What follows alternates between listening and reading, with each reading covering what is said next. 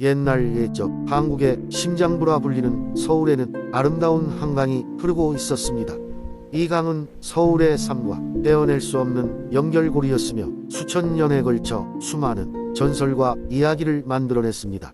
그 중에서도 가장 유명한 이야기는 한강의 신비로운 물결에 관한 전설입니다. 한때 서울에는 방송댁이라는 신분 높은 가문이 있었습니다. 이 가문은 매우 부유했으며 모든 사람들이 부러워할 정도로 큰 집과 넓은 밭을 소유하고 있었습니다. 하지만 이 집안의 가장 큰 고귀한 자산은 다름 아닌 아름다운 딸 방송혜였습니다. 그녀는 자연의 아름다움을 담고 있는 것처럼 보였으며 지혜와 용기를 갖춘 인물이었습니다. 그러던 어느 날 방송혜는 한강의 물가를 걷고 있었습니다. 그녀는 고요한 물결을 바라보며 마음의 평화를 찾고 있었지요. 그때 어디선가 미묘한 소리가 들려왔습니다.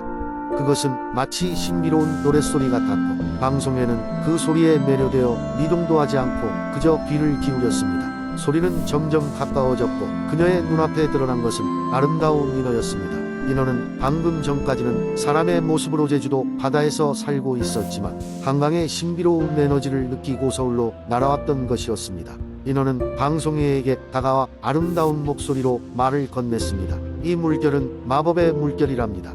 이 물결을 통해 사람들은 원하는 곳 어디든 갈 수 있고 원하는 것을 이룰 수 있죠. 하지만 이 물결을 다스리기 위해서는 마음이 깨끗해야 합니다. 방송혜는 한강과 그 물결의 신비에 대해 더 알고 싶어졌습니다. 그녀는 매일같이 한강을 방문하며 인어와 친구가 되었고 그 신비로운 물결의 이야기를 들으며 마음을 더욱 깨끗하게 하려고 노력했습니다. 인어는 방송혜의 진실한 마음을 보고 그녀에게 도움의 손길을 내밀었습니다. 당신이 진정으로 원한다면 한강의 물결을 이용해 사람들을 도와줄 수 있을 겁니다. 그러나 명심해야 할 것은 욕심에 물들지 말아야 한다는 것이랍니다.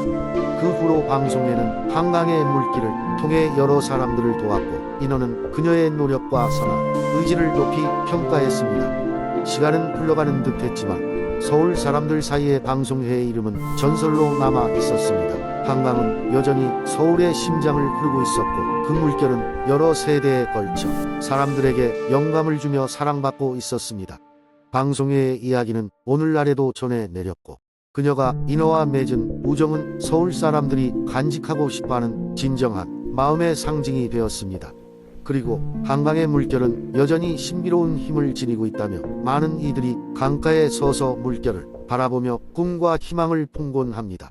두 번째 이야기. 옛날 옛적 한국 정선의 깊은 산속에는 마을 사람들 사이에 전해져 내려오는 특별한 이야기가 있었다. 이곳은 맑은 물과 울창한 산림이 어우러져 있어 자연의 신비로 가득한 곳이었다. 사람들은 이곳을 비밀숲이라 부르며 이 숲속 어딘가에 황금 원숭이가 살고 있다고 믿었다. 황금 원숭이는 마을을 지켜주는 수호자로 여겨졌다. 전설에 따르면 이 원숭이는 숲의 중심부에 있는 거대한 호수에서 나타나며 그 모습을 본 사람은 평생 행복과 번영을 누리게 된다고 했다. 하지만 원숭이는 숲을 헤쳐서는 결코 모습을 드러내지 않는다 하여 마을 사람들 대부분은 그저 마음속으로 그 전설을 간직하며 존경심을 표했다. 어느 날 정선 마을에 새로운 가족이 이사를 왔다. 어린 딸 나리와 부모님이었다. 나리는 유독 호기심이 많고 용감한 소녀였다. 그녀는 새로운 숲과 산을 돌아다니는 것을 매우 좋아했다. 하루는 마을 노인에게서 황금 원숭이 전설을 들었고 그녀의 호기심은 더 이상 참을 수 없을 정도로 부풀어 올랐다. 그래서 나리는 조심스럽게 비밀숲을 탐험하기로 결심했다. 그녀는 숲에 들어가기 전에 마을 사람들이 말하는 것이 모두 옳았다며 절대 숲을 훼손시키지 않겠다고 다짐했다. 그리고 작은 가방에 마른 과일과 물을 넣어 숲으로 들어갔다. 숲속은 상상했던 것보다 더욱 신비로웠다. 수많은 나무들이 하늘 높이 솟아 있었고 각양각색의 새들이 아름다운 소리로 노래하고 있었다. 나리는 조심스럽게 길을 걸어가며 자연의 소리를 즐겼다. 그리고 어느 순간 숲의 중심에 위치한 거대한 호수에 도착했을 때 그녀는 숨을 멈출 수밖에 없었다. 호수의 물은 맑고 깨끗했으며 은한 빛이 발산되고 있었다. 바로 그때 호수 건너편에서 황금빛으로 빛나는 원숭이가 모습을 드러냈다. 나리는 눈을 크게 뜨고 그 모습을 바라보며 황금 원숭이가 실제임을 믿을 수 없었다. 원숭이는 나리를 향해 부드러운 미소를 지으며 손짓으로 숲을 잘 보호해달라는 듯한 동작을 취했다. 그 순간 나리는 자연과의 조화로움을 깨닫고 정선 숲을 지키겠다고 다시 한번 다짐했다. 호수 근처의 묘한 기운과 함께 원숭이는 점차 사라졌고 나리는 다시 마을로 돌아왔다. 그녀는 수많은 사람들에게 이 놀라운 경험을 말해주었고 이야기 속 황금 원숭이의 전설이 사실임을 증명했다. 그 이후로 마을 사람들은 나리를 존경하며 그녀의 자연 사랑을 따르기 시작했다. 그렇게 정선의 비밀 숲은 마을 사람들에게는 경외와 존경의 대상이 되었다. 세 번째 이야기. 옛날 옛적 모한 지방에는 끝없이 펼쳐진 연꽃밭으로 유명한 작은 마을이 있었습니다. 이 마을은 연양마을이라 불렸으며 사람들이 먼 곳에서 이곳을 찾아오곤 했습니다. 어느 해 여름 마을에는 매일같이 신비로운 안개가 자욱이 펼쳐지곤 했습니다. 이 안개는 단순한 자연 현상이 아니었습니다. 그것은 마을 사람들에게 전설로 전해지던 아름다운 연꽃 호수에 사는 연령이라는 요정 때문이었습니다. 연령은 수백 년 동안 연꽃 호수를 지켜온 요정으로 그녀의 존재를 아는 자는 매우 드물었습니다. 그녀가 나타나면 하늘은 황금빛으로 물들며 안개 속에서 연꽃이 빛을 발했습니다.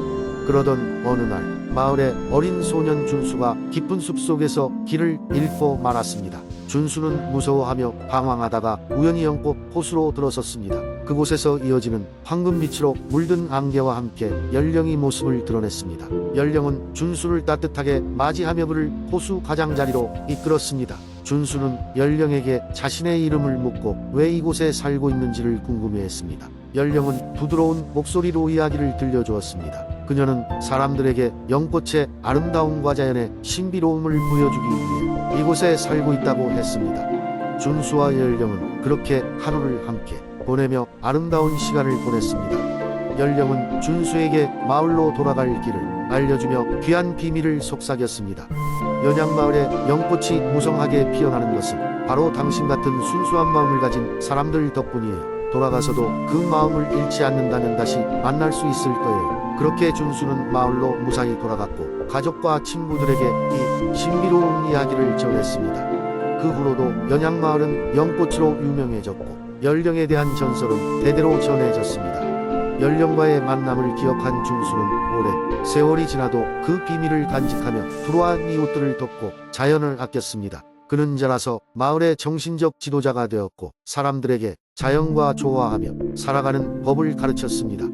매년 여름이 되면 연양마을의 연꽃은 꽃을 피웠고 안개와 함께 황금빛으로 물들었습니다. 사람들은 그것이 연령이 아직도 호수를 지키고 있고 언제든지 순수한 마음을 가진 이들을 맞이할 준비가 되어 있다는 증거라 믿었습니다. 네 번째 이야기. 서울의 번화한 도시 속 강남과 강북을 잇는 수많은 다리 중 하나의 신비로운 능력을 가진 은하수 다리가 있었다. 이 다리는 매년 단 한 번 3월의 마지막 자정에만 그 진가를 드러냈다. 은하수 다리는 평소에는 그저 평범한 교량으로 보였지만 이 특별한 밤이 되면 중력과 시공간의 경계를 넘나드는 마법을 부릴 수 있는 힘을 가졌다. 이 놀라운 비밀은 오직 소수의 사람들에게 알려져 있었다. 그중 한 명은 서울에 사는 어린 소녀 수진이었다.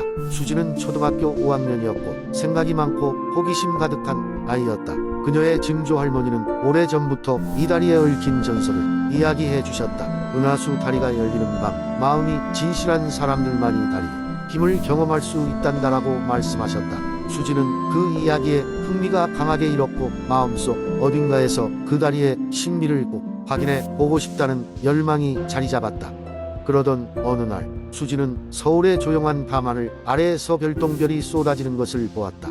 그 광경은 그녀의 마음을 사로잡았고 다리의 전설이 사실일지도 모른다고 직감했다. 다음 날 수지는 자신의 가장 친한 친구인 민수에게 그 이야기를 전했다. 민수는 말하길 이건 꼭 우리만의 모험으로 남겨야 해 라고 했다. 두 사람은 은하수 다리가 열리는 밤을 손꼽아 기다리며 다리에 가기 위한 준비를 착실히 해 나갔다. 드디어 그날 소년은 늦은 밤 집을 빠져나와 한강변을 따라 걸으며 다리에 다다랐다. 자정이 가까워질수록 주변은 괴상한 정막에 휩싸였고 다리의 색은 은빛으로 반짝이기 시작했다. 숨죽인 채로 기다리던 수진과 민수는 떨리는 마음을 진정시키며 다리 중간에 서 있었다. 그리고 순간 다리는 은하수처럼 형형색색의 빛으로 물들어갔고 그들은 무언가가 자신들의 주변에 부드럽게 흐르는 것을 느꼈다. 둘은 눈을 감고 마음속 소망을 빌었다. 민수는 아픈 외할머니가 빨리 쾌유되기를 간절히 바랐고 수지는 자신이 좋아하는 그림을 전 세계 사람들에게 보여줄 수 있는 기회를 꿈꿨다. 그러자 다리는 마법처럼 다른 시공으로 그들을 데려갔다. 첫 번째는 병원의 하얀 복도였고 민수의 할머니는 웃으며 손주를 맞이했다. 두 번째는 커다란 갤러리로 수진의 그림이 벽에 걸려 많은 사람이 감탄하며 바라보고 있었다. 마법 같은 순간 후에 시간은 다시 흘러 그들은 원래의 자리로 돌아왔다. 은하수 다리는 서서히 원래의 외관으로 돌아갔고 주변은 다시 일상의 모습으로 환원되었다. 그 밤이 지난 후 수진과 민수는 그날의 일을 소중히 간직하며 마음속에 새로운 희망과 용기를 품게 되었다. 그들은 이제 은하수 다리가 드러내는 힘이 전설일 뿐 아니라 진정한 소망과 순수한 마음으로 나아가면 어떠한 가능성도 열릴 수 있음을 알고 있었다. 은하수 다리의 비밀은 이처럼 또 다른 전설로 남아 다음 세대들에게 꿈을 전해주고 있었다.